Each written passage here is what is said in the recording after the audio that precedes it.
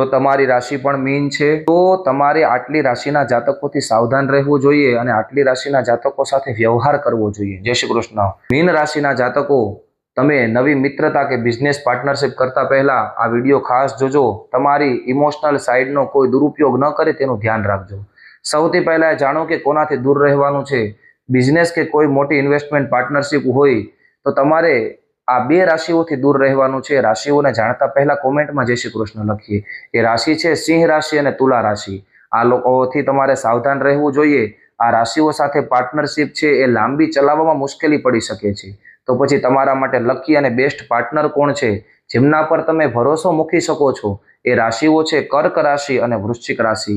આ રાશિના જાતકો સાથે તમારે ત્રીજી એક રાશિ છે એ છે મીન રાશિ, જેમની સાથે પણ તમારો સંબંધ સારો થઈ શકે છે અને જે તમને પ્રોફેશનલ ગ્રોથ પણ આપી શકે છે।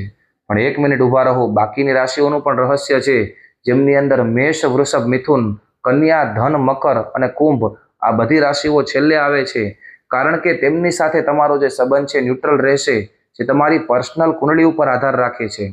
તમારી રાશિ કઈ છે એ કોમેન્ટમાં જણાવો અને આવા જ વિડીયોઝ માટે અત્યારે જ અમને ફોલો અને સબસ્ક્રાઇબ કરો। જય શ્રી કૃષ્ણ।